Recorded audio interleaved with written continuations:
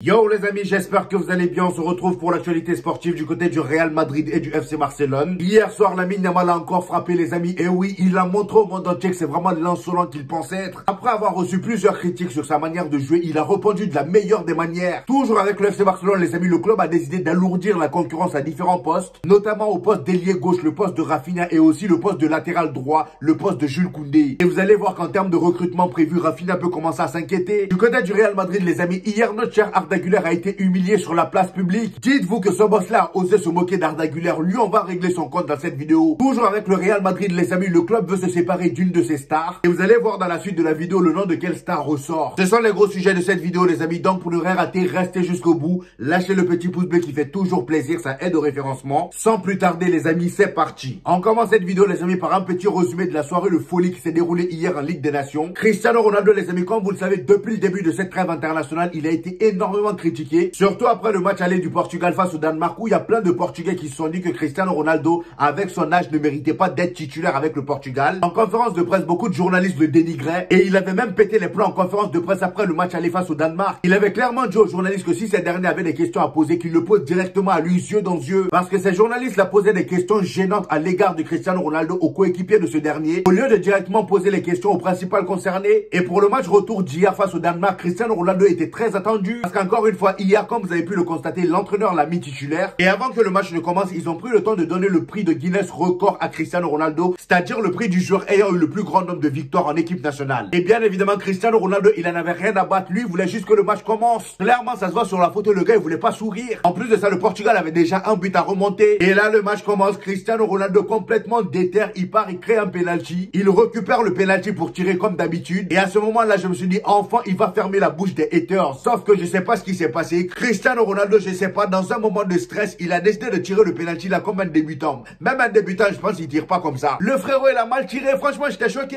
Il y avait son coéquipier Fernandez derrière qui était déjà en train de célébrer avant même qu'il ne touche le ballon. Malheureusement pour lui, il a attrapé sa tête après le tir. Et après ce raté là, moi j'avais peur pour Cristiano Ronaldo parce que déjà le gars il s'est fait critiquer au match aller. Et là au match retour, il a l'occasion d'égaliser. Et regardez comment il tire le penalty. Après, j'ai envie de dire Cristiano Ronaldo, il n'a plus rien à prouver avec le Portugal. Mais quand même, heureusement que juste après, il te crée le corner sur lequel le but vient. Et en plus de ça, il finit par marquer son but. Trincao te claque un doublé. Gonzalo Ramos qui rentre encore une fois super sub. Il te marque son but. Et là, le Portugal se qualifie miraculeusement face au Danemark. Cristiano Ronaldo est sauvé parce que là, les amis, j'imagine même pas comment les gens lui seraient tombés dessus. Et du côté de l'Espagne aussi, c'était de la folie totale, les amis. Eux, karma, ils sont partis jusqu'au tir au but. Et dans ce match-là, les amis, on va se focaliser sur le match de Lamine Yamal. Lamine Yamal, encore une fois, a été décisif avec l'Espagne. Et franchement, quelle manière d'être décisif. Le but qu'il marque, les amis, c'est l'un des plus beaux buts de sa carrière. Il n'y a rien à dire. Tout est magnifique sur ce but-là, les amis. Commencez par l'appel, les amis. Magnifique appel. Hussein te lâche un centre du futur. Lamine Yamal qui te contrôle le ballon comme si rien n'était. Et là, il récupère le ballon direction la surface. Il change de direction d'un coup. Et c'est là, j'ai vu le pauvre défenseur se casser les reins tout seul. Et là, il a enroulé comme d'habitude avec son pied gauche. C'est rentré. Le gardien ne pouvait rien faire. Est-ce que vous-même voyez le but, s'il vous plaît? Et c'est pas ça le plus fou. Le plus fou, les amis, c'est la célébration. Parce que Lamine Yamal, dites-vous qu'il a été critiqué par un gars. Le gars qu'on appelle Van der Vaart, l'ancien joueur du Pays-Bas. Il avait reproché à Lamine Yamal de trop baisser son short après le match aller. Et Lamine Yamal, pour le reprendre après ce magnifique but là, qu'est-ce qu'il a fait? Il a baissé son short. Voilà, il a marché en baissant son short. Et autant vous dire que la célébration était glaciale. La célébration était juste magnifique à voir. C'est pas pour rien qu'on vous dit que ce petit là, c'est le père des insolents. Faut pas le provoquer. Et d'ailleurs, Van der Vaart qui baisse son caleçon.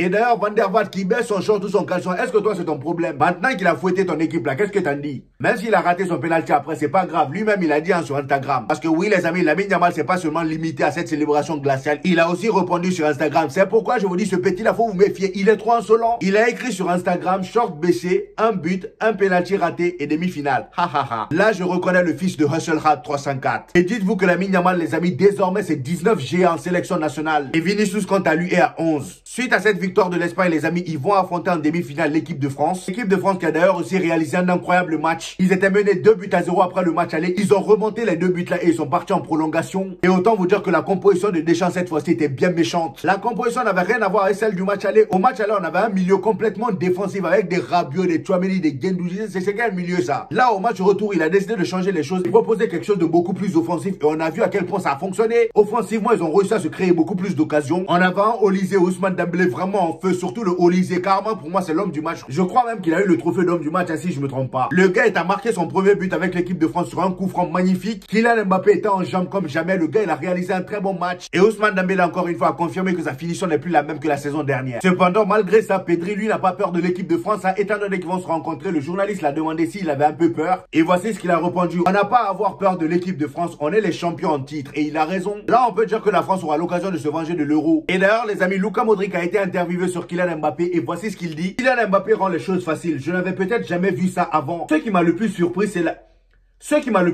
c'est la personne qu'il est. C'est un gars incroyable, très humble. Très humble.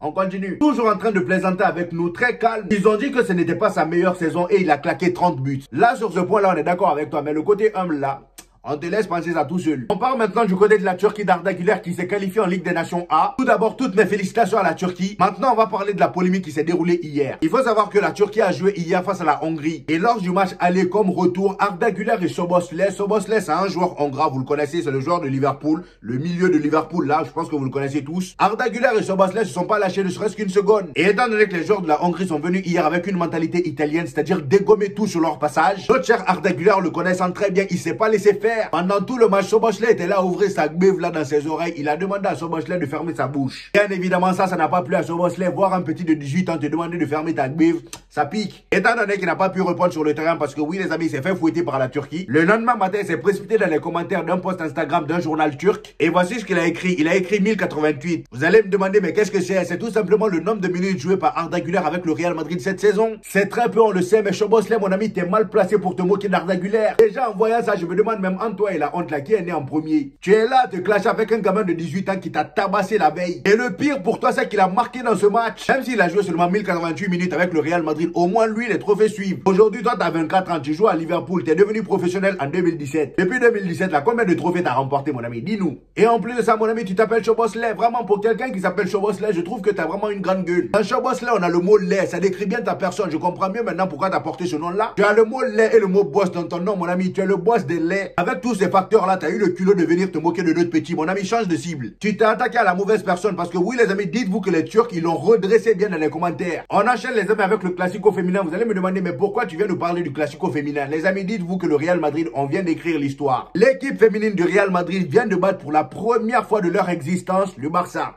L'équipe féminine du Barça a perdu pour la première fois face à nous. Il a fallu attendre le 19e match pour qu'on puisse gagner face à eux, les amis. Est-ce que vous vous rendez compte? Depuis tout ce temps-là, on se faisait chicoter. Hein. Voilà, il n'y a même pas eu de match nul. Et je vous épargne même les scores. C'était que des gros scores. 4-0, 5-0, 4-1, 5-1.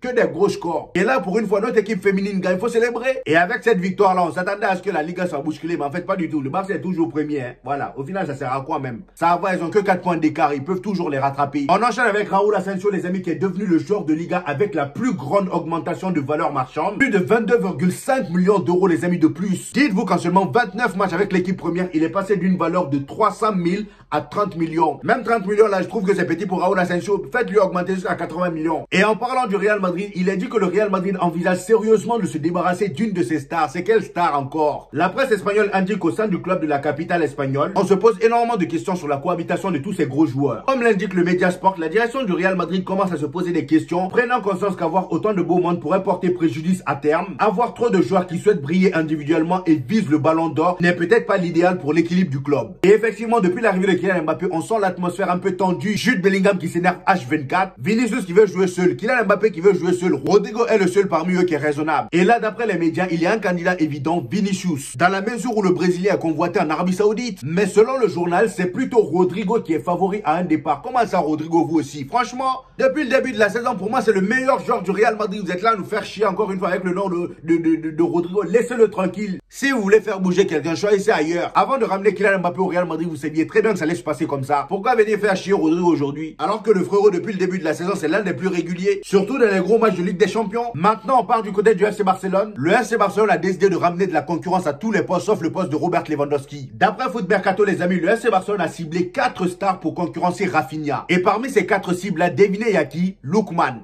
Lookman d'Atalanta, le ballon d'or africain, les amis. Oui, oui. D'après Mundo Deportivo, les amis, Ademola Lookman rêve de rejoindre le FC Barcelone et souhaite quitter l'Atalanta cet été. Le FC Barcelone est attentif à sa situation. Alors là, si Lookman débarque au FC Barcelone, je pense que là, Rafinha, avec tout l'amour que j'ai pour toi, il va falloir redoubler l'effort, même si pour moi, t'es beaucoup plus fort que lui. Mais Lookman, les amis, c'est quelque chose. Et quand je vous dis que le Barça est déterminé, c'est réel. Rafinha n'est pas le seul à s'inquiéter. Le FC Barcelone étudie aussi la possibilité de faire venir un arrière droit supplémentaire. Les premiers appels ont commencé, le club étant très satisfait de Jules Koundé, mais également disposé à ajouter un joueur supplémentaire à ce poste avec de nombreux matchs à nouveau la saison prochaine. Donc là, clairement, le FC Barcelone explique que c'est parce qu'il y a beaucoup trop de matchs à jouer la saison prochaine qu'ils veulent recruter des renforts. Toujours avec le FC Barcelone, les amis, on vient d'apprendre que le Barça est le club le plus regardé en Liga, les amis. Et il a dit que les matchs du FC Barcelone réunissent plus de 1,58 million de téléspectateurs. Et le Real Madrid vient en deuxième position avec 1,48 million de téléspectateurs. Après, j'ai envie de dire, c'est un peu compréhensif parce que les matchs du FC Barcelone, faut se dire la vérité, sont beaucoup plus agréables à regarder que les matchs du Real Madrid. Ces derniers temps, c'est ce que moi j'ai reproché au Real Madrid dans mes débriefs. Là, ça concerne Manchester United, je sais pas à quoi ils jouent. C'est officiel, Manchester United serait prêt à investir 25 millions d'euros pour recruter Godwill Yogouchouk, le gardien de but sud-soudanais de 20 ans.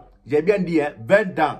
Godwill, vraiment, t'es pas sérieux. Dans ton nom, t'as carrément le mot God. Et puis, tu viens nous mentir comme ça, juste pour signer à Manchester United. Toi, t'as 20 ans. Celui qui t'a pris en photo là, dis-lui de te remontrer la photo comme ça, tu te vois toi-même. Peut-être que t'as pas de miroir chez toi pour bien te voir. Il y a 3 ans de cela, quand je venais de démarrer TikTok, le gars, il avait dit qu'il avait 20 ans. Et bizarrement, jusqu'à aujourd'hui, le frérot, il a encore 20 ans. Toi, ton âge est immobile ou bien? Ton âge ne bouge pas. T'as un visage de quelqu'un qui a beaucoup trop vécu, donc tu peux pas nous duper. Bref, voilà les amis, c'était tout pour aujourd'hui. J'espère que vous avez kiffé cette vidéo. Dites-moi en commentaire ce que vous en pensez. N'oubliez pas le petit pouce bleu qui fait toujours plaisir, les amis, ça aide au référencement. Pour tous ceux qui viennent de découvrir la chaîne, ici on fait des vidéos débriefs des matchs du FC Barcelone et du Real Madrid. Et quand il n'y a pas de match, on fait des vidéos actualité. Donc abonnez-vous pour ne rien rater et on se dit au prochain épisode, les gars.